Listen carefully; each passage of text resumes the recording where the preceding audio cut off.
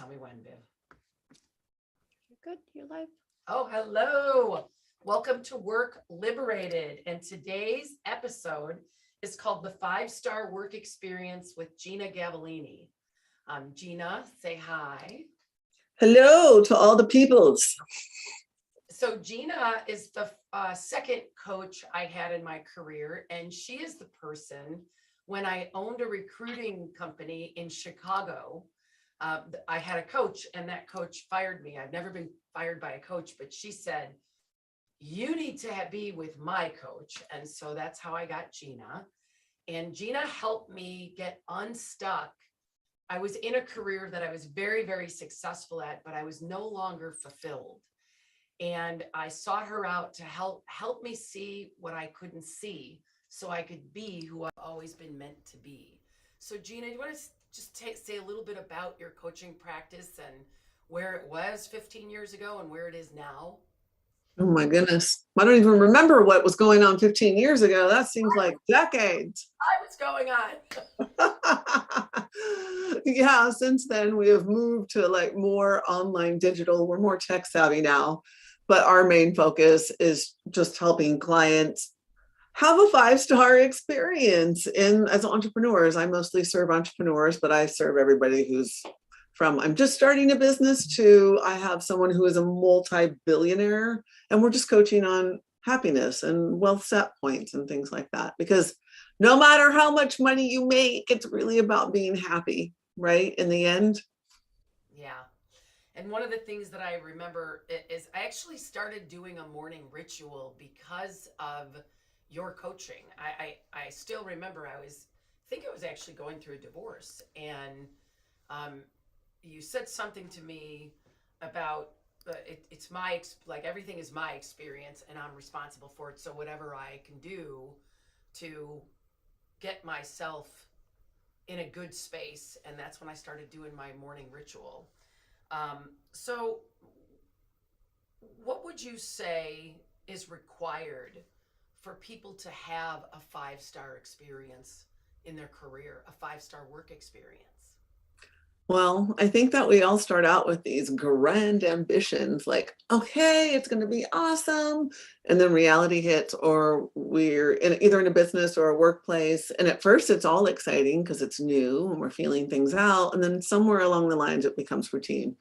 And I think that we actually drop the ball on even remembering that we chose to have an extraordinary experience.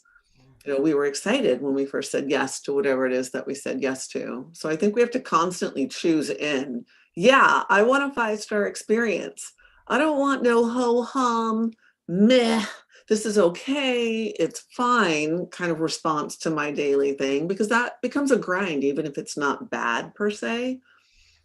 Just kind of going in a routine, or where you're checking things off a list because there's something you have to do versus something you want to do, it becomes a grind. It becomes unfulfilling. It's stressful. And sometimes we don't even realize things are like, okay, meaning okay, like meh, that kind of flat line. Yeah. You notice when we're stressed, but I actually think there's a lot of silent killers that keep us from a 5-star experience because it's not bad. And we end up just tolerating little things over time. And by the time we wake up and we're like, what am I doing? We've waited so long, we're actually pissed off now and we didn't even know it.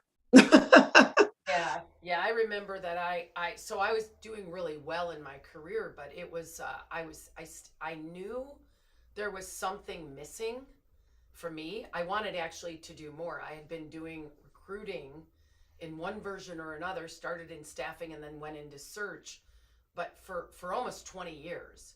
And I would always coach people, don't leave after you're pissed off, because then you won't actually be in the good frame of mind to find the right job.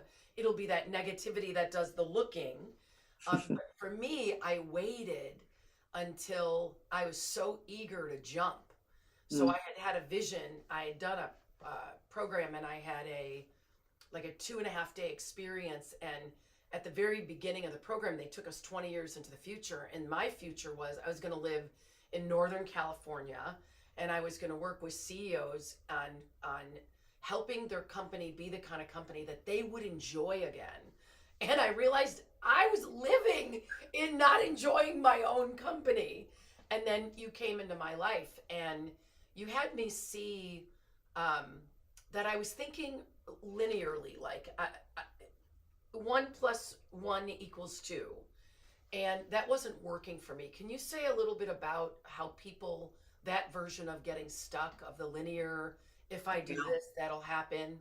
Yeah, I think that we rely on reality to inform us. And I think the only way that we should look at reality, meaning like what's in our environment now or what's happened from the past, is to say, was it a turn on or was it not? Because if it wasn't a turn on, what the hell do I want instead? But if we base our information on if we base our choices on information that's right in front of us, we're never, probably not going to really have 5-star. We won't even think that that exists, that possibility exists, because I'll tell a story. So I have a client that used to be a producer at the ESPN network. And, big corporation, lots of rules, as most corporations have policies. And she's like, another California story, interestingly enough, was in New York. I want to move to, California. And how are they going to approve that though? Because I'm going to have to move my whole team, and I don't think they're going to go for it. I'm like, how do you know? Because that's not the way they do it here. I'm like, well, why don't you just create let's imagine they were going to say yes. What would that whole thing look like if you could cherry pick the people on your team? You could pick the city, the whole shebang. If it was that 5-star experience, what would that look like? Well, yeah, there was a little bit of asking, a little bit of people on the other end going like, what? Okay, we've never done this before. And yet in the end, less than a year later, her and her entire team moved to, I think, Venice Beach, that area. And that's where she ended up working and producing from there. But if she would have let reality inform her, like, this is the way it's done, she would have never asked. It's kind of like COVID, right? Yeah. When COVID came, like, oh yeah, we don't let our people work from home. Oh, really? Now see how it's all working now. Well, you'd be surprised at how many CEOs are demanding people come back, which is a big fat mistake. And why there's so many people saying, I'm opting out. I'm going to be part of the masses in the Great Resignation. When the reality is, Beijing just shut down again Monday after we have no masks on airplanes. I'm getting on the airplane from Hawaii, and there's an alert that Beijing is under shutdown for another version of COVID. Oh my gosh. It could be to infinity. So what do you feel about, or what are you experiencing, or what have you heard in the term of the Great Resignation, of people leaving their corporate jobs in higher numbers than statistics have ever seen? I think that we have all been operating under all of these policies and the way that it's been. And it's gotten complicated, and people don't put, like, what makes our people happy. I know you know this, we're preaching to the choir here, but if I'm happy when I show up someplace, I'm going to do a kick-ass job. Yeah. And my heart is going to be in it. I want to do good, because what I noticed, like, I have a team. Everybody on my team, I don't have to like cajole them to perform. They are so amazing. I'm like, these people blow my mind, because I'm not a great leader. I'm a visionary. I'm not a great leader, but they all show up because they are freaking fired up to do the best that they can do for our clients. And I don't have to like corral them in order to do it. I think in general, most people want to do good for the company they work. They want to be of service. They want to kick butt. They want to perform. They want to be a badass. They want to be like, check that out. I just accomplished that. This is awesome.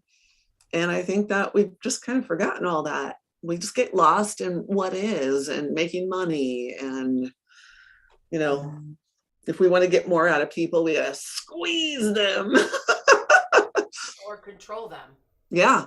Control them. They so many folks actually think people are producing less when they're not in the office. And what they don't realize is that when they're in the office, there's all that distraction and all that, I call it mufflick, like crap under the bed, they're just like dog hair everywhere in the way.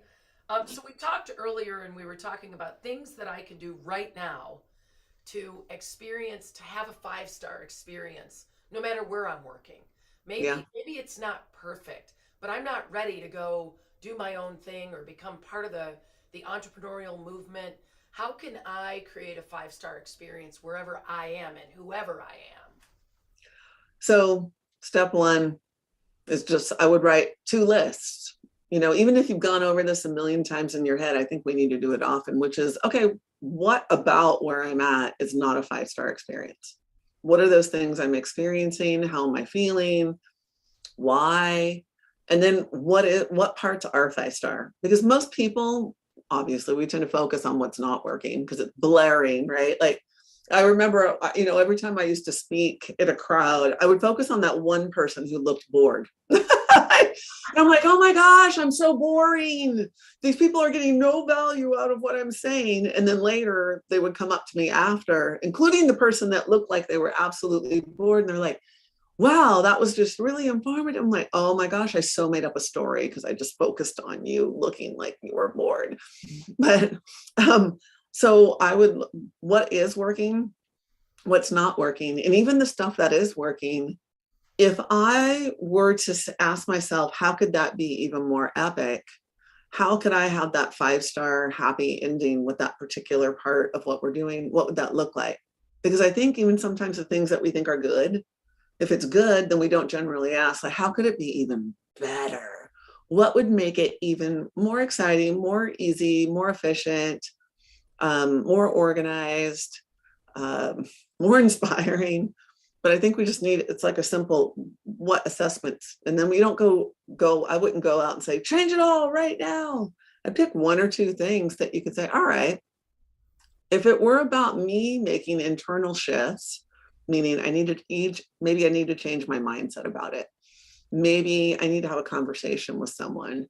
And also asking myself, well, what am I expecting? So what I mean by that is reality, right? If we have an experience that happens over and over and over, we just kind of come to the party with that expectation that this is how it goes. And I remember I had this client who was not exactly open. And she would ask me questions and I would give her like what I thought was great advice. And then it required her to open her mind, think different. And I could tell, even though I couldn't see her, this was before Zoom, she would have her arms. I felt like she was crossing her arms and going like, this chick does not know what she's talking about. And I am not doing it because it's not going to work. And I thought, you know what? I'm getting mad. I'm not enjoying this. I don't feel like this person has an open mind. They really don't want to change. They want to just keep doing what they're doing and expecting different results. And that doesn't work for me. And I realized, I said, I'm going to fire this client. And I thought about it. I said, wait a minute. Well, what? Every time I get on a call with her, I'm expecting pushback. I come ready to brace myself. I don't look in my schedule book and I don't get excited. I'm like, oh, it's that person. Right? That's not how you want to be. And so I said, well, what if I had a different expectation of her? What does it look like if she were to show up and be a 5-star client? What would that look like? And how would I be if I'm being a 5-star coach? Because right now I'm being a crappy coach. I'm showing up expecting her to like be closed down. And so I come in treating her like she's closed down. So I kind of just, before my next call with her, I just wrote out, what would it be like to have a 5-star experience with her? If I could have anything I wanted, pretending like I didn't know the way she was before, what would that look like? I wrote it all down, came to the call. Weirdly enough, I had a totally different experience of her. And I was like, okay, this is interesting. I shifted the way that I came to the party and her energy changed and I didn't even have to do anything. I still coach that person to this day. That was probably about 10 years ago. That person's become a great client, amazing, because I decided to expect something different. Now, that's not going to work in all cases, but what we can expect is to find a solution. We can expect to find a different way of doing it. We can expect to have a different reaction from someone if we show up with a different energy. So I think there's a lot that we can do to impact the environment, and not expecting changes to be overnight. I think that's where we fall down a lot. Like we're like, okay, well, I had the conversation with so and so. How come they're not doing it different yet? And so there's several things I want to pick apart. First thing, you describe a 5-star experience as being organized. I get it, like 5-star fun, but mostly when I hear the word organized or systems, I don't think 5-star. I think, well, I'm a free bird and I want a free bird experience. But really, in the culture work that we do, most of the stress that is caused with people working with other people is because there's breakdowns in communication, there's issues with follow-up, there's too much work being expelled for too little result. And so I find it interesting when a performance coach like you, and I also look at you as a possibility coach because you help me see things and do things that I was waiting for a sign to do, like permission from someone, like God, hello, you can go do that. And I was like waiting for nothing. I was the only one I was waiting for. But this whole concept of organization and workflow process, go into that a little more. Why does that create a 5-star experience for people? Okay, just so we're all clear, I used to think the same as you. Like, what? I don't want to be confined. I want freedom. I don't want this tightly structured thing. And what I finally realized was systems and structure and organization actually give me freedom, because things become repeatable steps. Everybody knows what to expect. And we have this workflow. And it's like, oh, I was creating confusion from me being a free bird. My whole team was confused because I was winging it. Or flying by the seat of my pants, or going like, oh, well, we'll just figure that out later. Well, why don't we just figure out a system? How can we make this the easiest, most flawless experience for everybody involved? Like, what? Sometimes it's that out of the box thinking where I go, huh, if we were going to give a 5-star experience to our clients, what's the coolest, most efficient way to have this amazing end outcome for them that doesn't involve all of us doing all the things that we've been doing? Is there a way to automate it maybe? Yeah. Is there a really simple way that's automated, but to the client, it actually feels like a customized experience?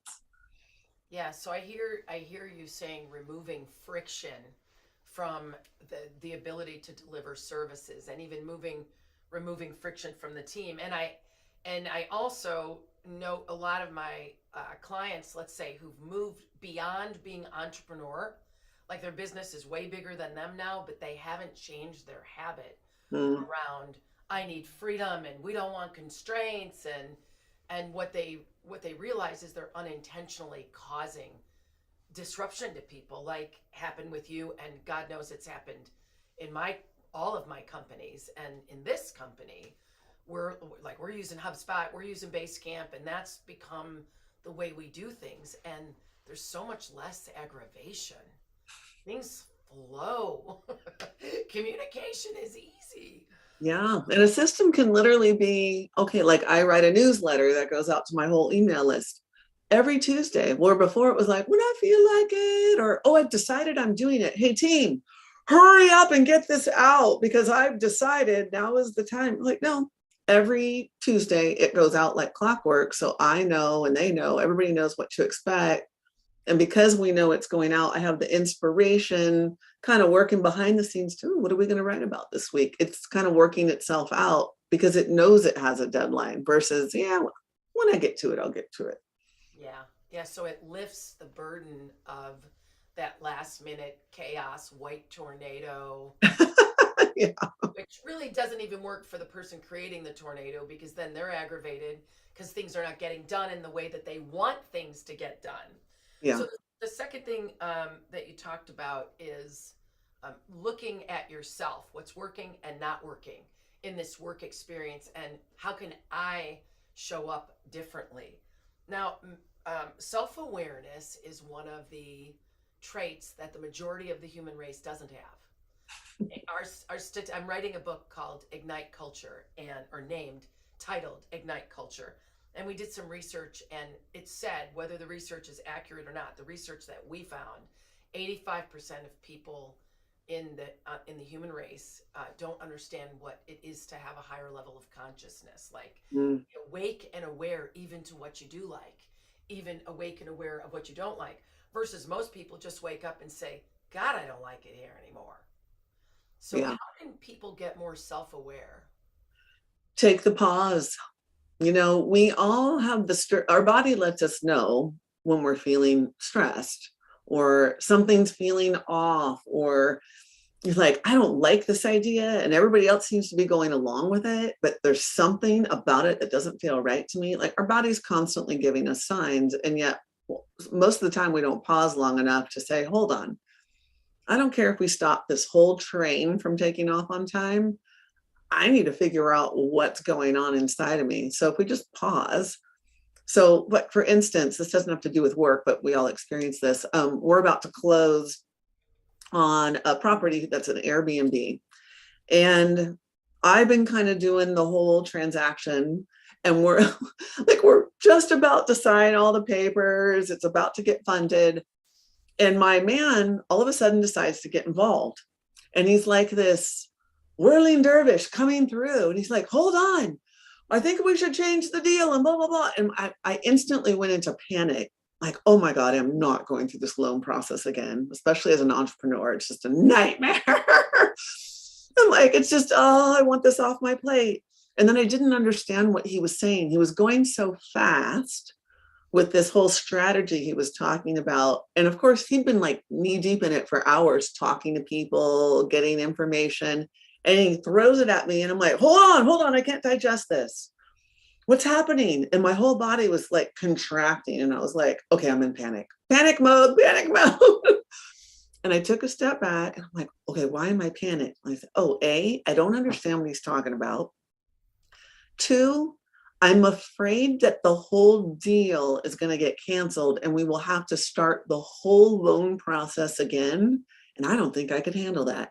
I'd rather overpay by 50 grand to not go through that process again. I don't care. And so I just told him, I said, you need to slow down.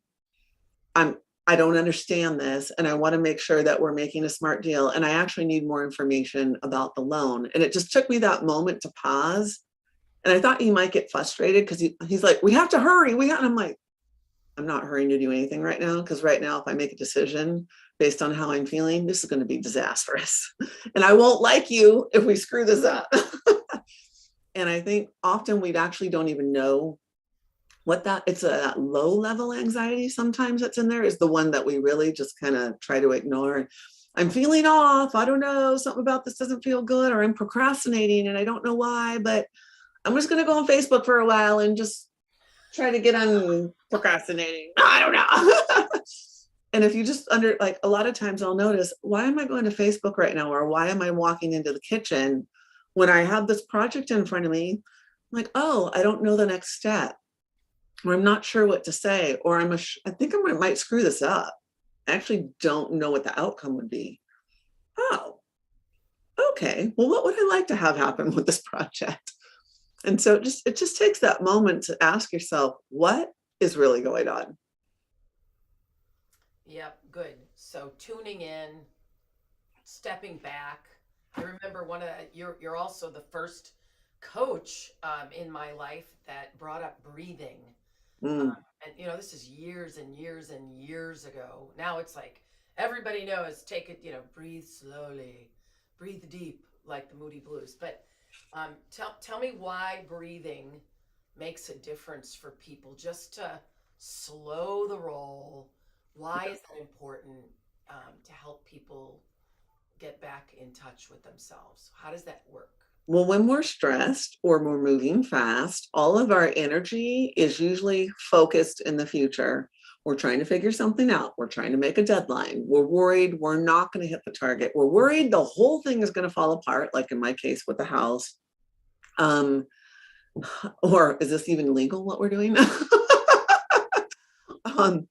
But it's like you stop the energy flow from going all crazy, like these little tentacles from an octopus, and you bring all that energy back, And now you actually have a moment to think. When you are spinning out into the future, we don't have access to our intuition. We don't have access to the right questions to ask to get a solution. It shuts down your all the infinite wisdom that we have access to in all the world. We don't have access to that when we are moving forward out of control in an ungrounded way, which most of us are doing most of the time. Or we're on automatic. We're not even wondering, why are we doing it this way? How am I feeling? Is this okay to keep moving forward with these feelings? And just taking that moment to pause brings all your energy back. You're in the present moment. And all of a sudden, when you ask yourself, why am I procrastinating? The answer is right there. And you're like, oh, well, that makes sense. What's the opposite of that? Oh, well, I would like some clarity on this. Well, what would give me clarity? I need a journal. I need to go for a walk. Let me go jump on the kids' trampoline for a minute. You'll get the weirdest and wackiest ideas that actually help. Yeah. Versus running away from the problem, or thinking that it isn't a problem at all, or just Yeah. pushing through because you're the only one that disagrees anyway. So just go along to get along. So tell me more about the 5-star work experience. The first step is making a list of what's working and not working. And then decide, what would be that epic experience? What would make this so 5-star? I would think, damn, I didn't even know it could be this good. And I like to script things out as if it's already happened. I do that as a daily practice, where I write about an event as if it's already happened. And if I'm writing is our greatest point of focus. So when we're writing, it doesn't allow for a lot of those fears and stuff to come in. You're so focused on what you're writing. That's why I love writing versus just sitting there thinking in your head. But if anything pops up while you're writing, like oh, this is a potential block to that happening, or, oh, this is a potential thing I'm scared that I can't handle, then I'll script in the solution for that. Even if I don't know what the exact answer is, I'm like, I don't know how it figured itself out. Like in the case of this, like we just had somebody quit. We never have people quit. It was totally shocking. She was an amazing person on our team. Our clients loved her. We loved her. We were like, she is going to die with us because we're all going to stay together till we all retire. And she quit at this most inopportune time. Everybody was shocked. And I thought, this is terrible. I no longer am a raving fan of hers. And this is bad, but what do I want? I'm like, I don't know how we're going to find a replacement, but whoever that person is going to be, no matter how good we thought she was, this person is going to be even better, even though I don't even see how that's possible. And so I would script about that as if it already happened. It was so easy to find the person. This person was super flexible. She came up with better systems than the old people. Just write about how much more awesome it could be. Within 2 weeks, I didn't post any job wanteds. This person literally said, I see you're doing a new launch of a program. Is there any help that you need? And I said, this is a crazy question, but, and I told her what the position was. And she's like, yeah, you know what? I'm totally interested. I've never been so pleased in all my life. But it came from, how can we turn this into a bad thing into a seriously amazing opportunity? So scripting it out. And then it's about following the little threads of what I just call, inspiration.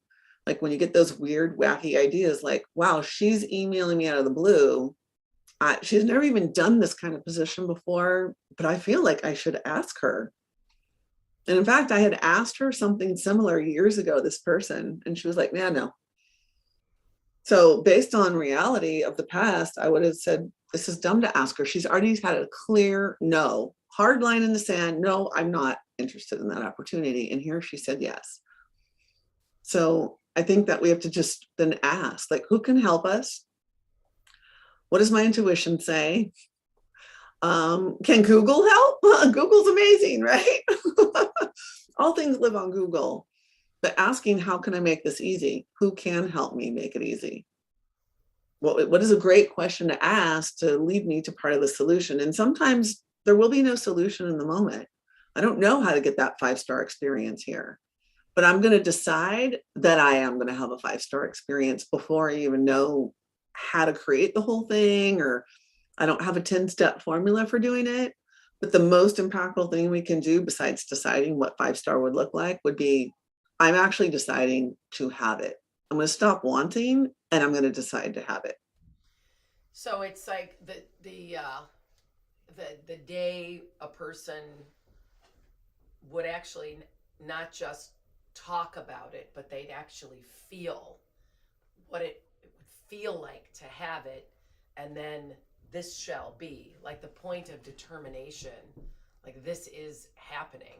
And so let's say I do all that, I do my list, what's working, what's not working, what does a 5-star experience look like? I journal about it, I create the future. I remember you wrote a book with Jack Canfield, and I've taken two, I think 7-day long courses with him, and he taught us, this is years and years and years ago, how to write our affirmations, and it was always writing them as if they've already happened. And so I do that, and then I say, so what do I need to make that happen? I need to talk to these people, I need to do that. And so you could go 2 ways with it. You could be in a job and say, I'm doing all that work, and I'm really clear what I want, and I just don't see how I could have it here. And so then I could go off on this, I could just say, screw it, I quit. Which a lot of those people are going to regret that. I think just having emotions have you quit, and then Yeah. We're going to go into a different kind of economy, and then they're not going to be able to find what they want. But neither here nor there. So they can either just up and quit, or they can say they can do what you first suggested, which is what I would suggest as well. What can you do to create a 5-star experience where you're sitting? What can you be responsible for? What do you need to shift?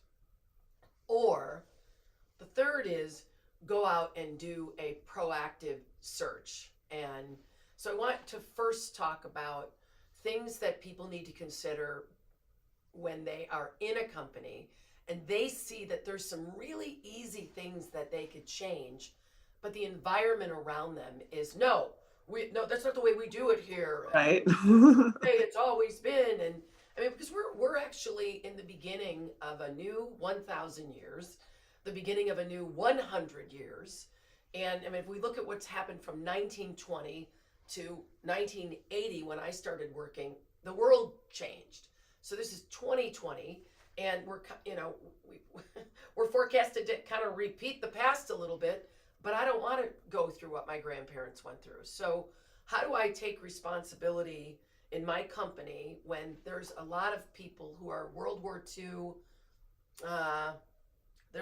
they were not part of World War II, but they're part of the legacy World War II way we run things. We've got time and attendance, and we have to be in the office Monday through Friday. And how do I deal with that?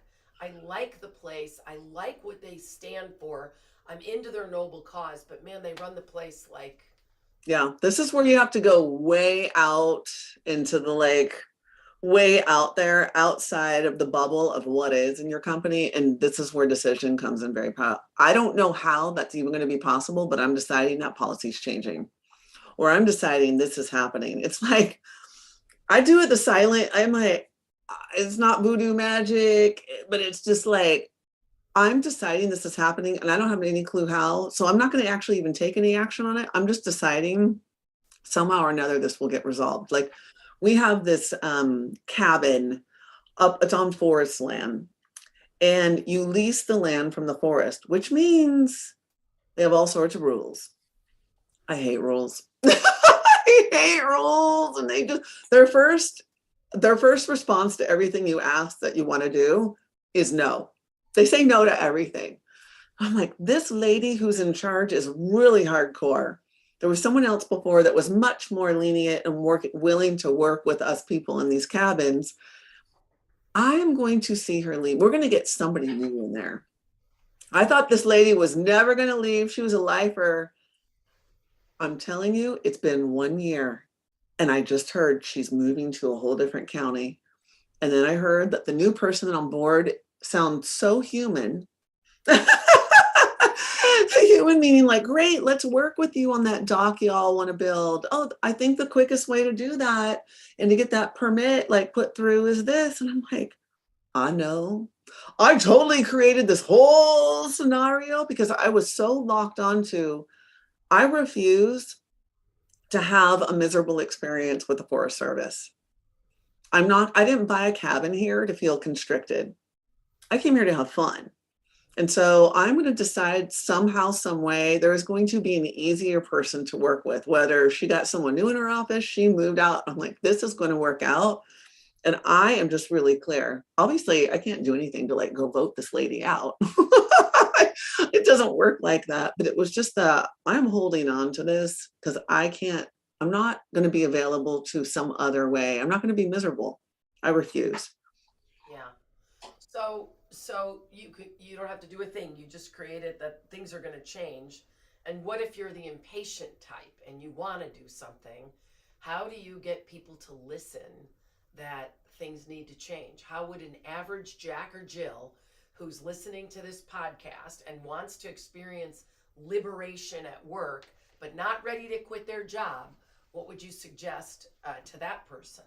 Well, first of all, we can't like arm twist, explain enough to most often to get people to change, even if it's a really good idea. So with force, it's not going to work.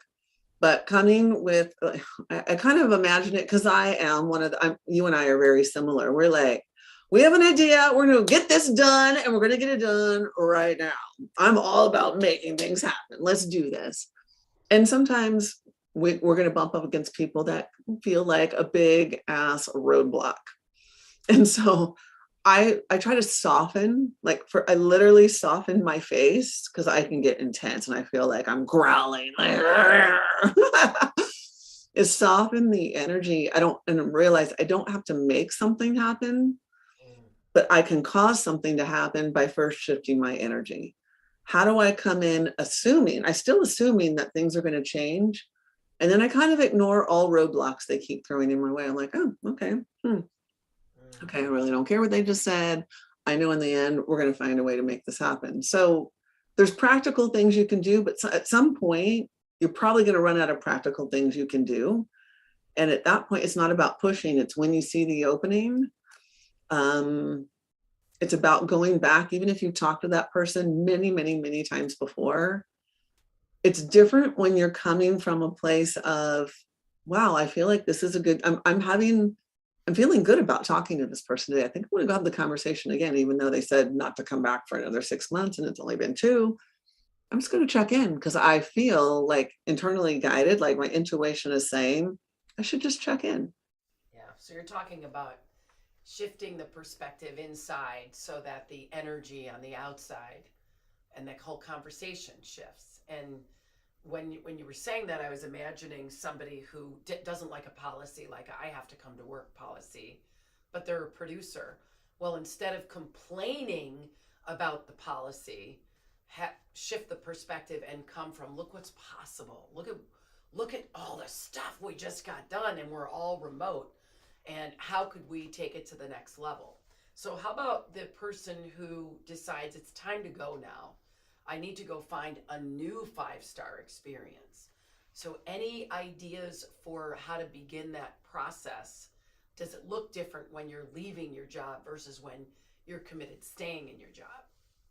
I think that no matter what the bad circumstance is, whether it's someone saying no to a policy or I need to leave this place and I don't know what the new place is going to look like or what I'm going to do, is the only reason we normally get irritated and rush things or fear that things aren't going fast enough is because we actually don't trust we're going to get our end outcome. Like I always like to play the long game. Like, okay, so this circumstance is temporary. I'm going to put a deadline in my head, but that doesn't mean I'm going to force it to happen by that deadline. I'm just going to see this as temporary while I continue to look for the ways that the things I want to do to create that 5-star experience now. I know a lot of people won't leave. I don't recommend leaving if it's financially going to give you heartache. That's going to end up stressing you out and you're going to end up making a poor choice because you're choosing from a place of scarcity and desperation versus, now this looks like a 5-star next step. So I would do whatever you can to pad your savings, make sure that you're giving yourself time and space before you choose. I know a lot of people are just like, I can't take it anymore. Well, before you just up and quit and cause yourself more stress, I would start looking for, you and I talked about this before, and it really does work. It sounds so small, but looking to have a gratitude list about what is working at the current job. I remember I had this woman come to me, and the whole reason she came was, I have to get out of this job. It's killing me. I call in sick. I cry. I don't want to go in. And I said, I know you're not going to like this, but really your homework for the week is to at least 5 things a day that you appreciate about working there. She's like, there's nothing. I'm like, hey, I don't care if you just like dig the decor in the hallway. You got to find things, you got to refocus your energy.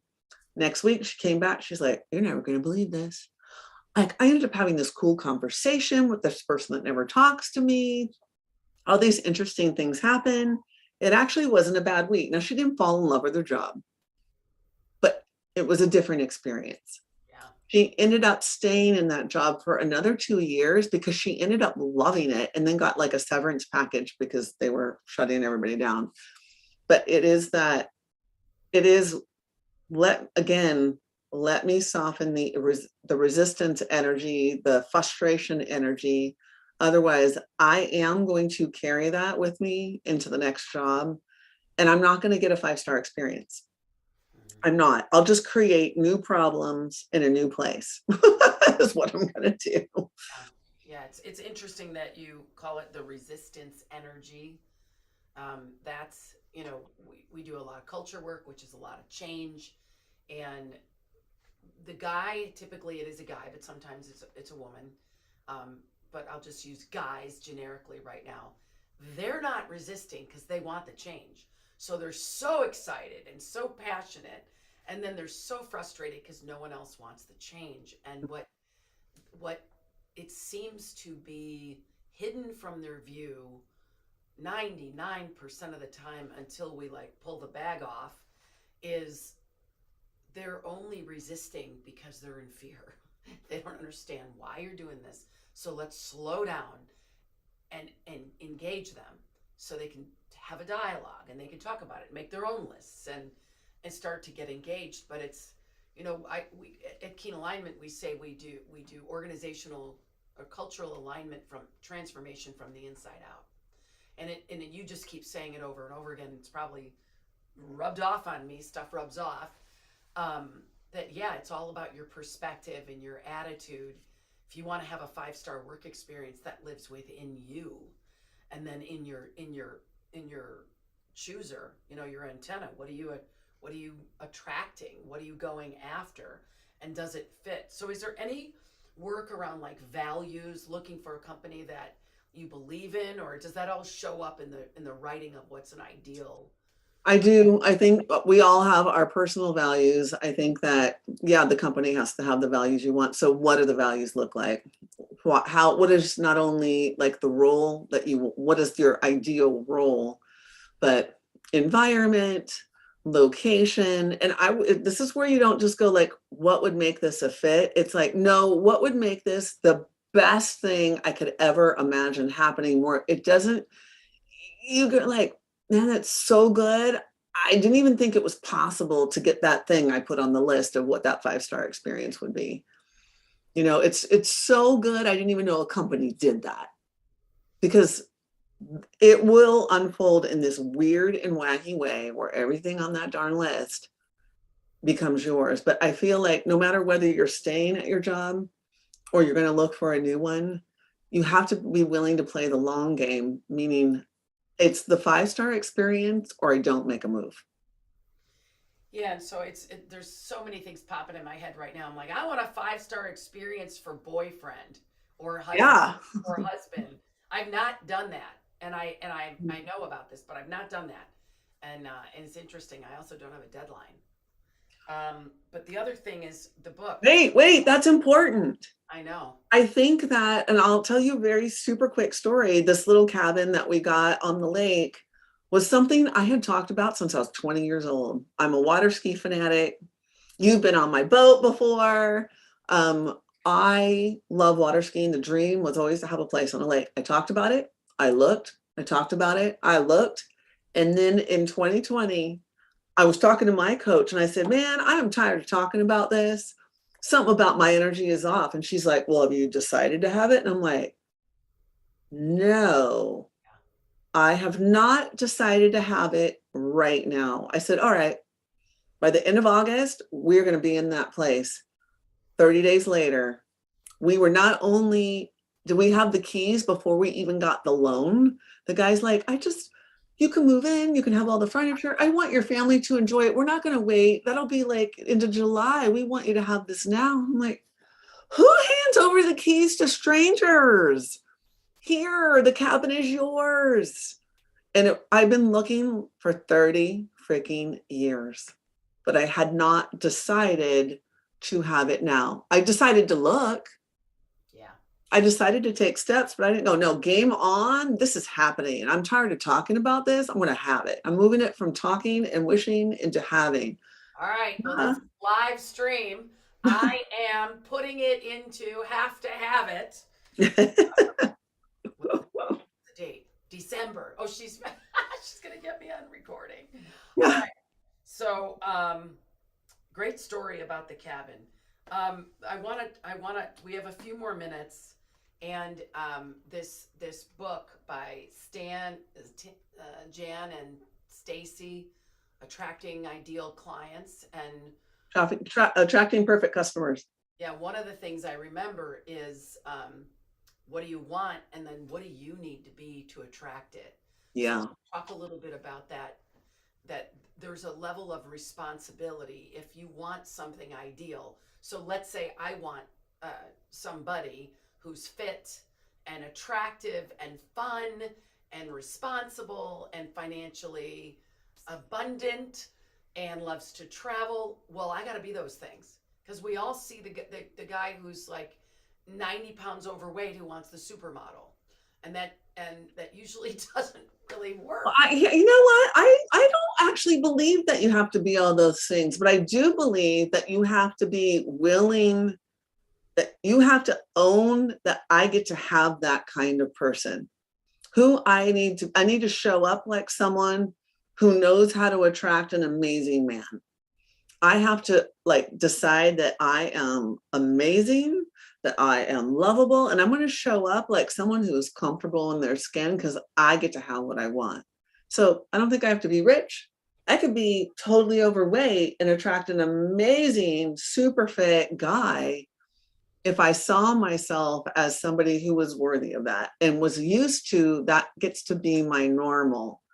It's like when we make a certain amount of money, if I say I want to make 7 figures a year, but I see myself still internally, I feel like a broke person all the time. It's going to be really hard to attract the opportunities and the results that I want, because inside I still feel like I'm a teenage girl who's got to scrap by, and I'm barely not bouncing checks or something. All right, so epic endings, since we're getting to the end of the podcast, and if you decide that it's just time to go now, how do we create an epic ending to our career that isn't what we want it to be anymore? Yeah, I would create, what does my epic exit strategy look like where I get supported. And even if they usually how a lot of places, if you put in your notice, they're like, yeah, you're done, out, take your stuff today. If you don't want that, you can create a different scenario where it feels like, it's being celebrated and it feels easy. I would really map out, what does the epic ending for all the parts look like? The transition in between, how much money, the workplace, and move it from just wanting a better experience to, no kidding, I'm going to be in a new place by this date and it is going to be epic. And here's what epic looks like to me. And you can decide. I know a lot of times, especially if we have a mate or we have kids and there are people depending on us, it can be people around us can get scared because we're going to make a change. And so you can decide you're going to have epic support in the transition.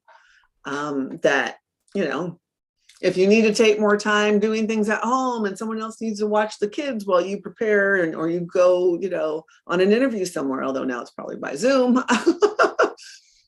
how can you get everything to line up behind you and you decide you get to have your way? Like, it doesn't have to be hard.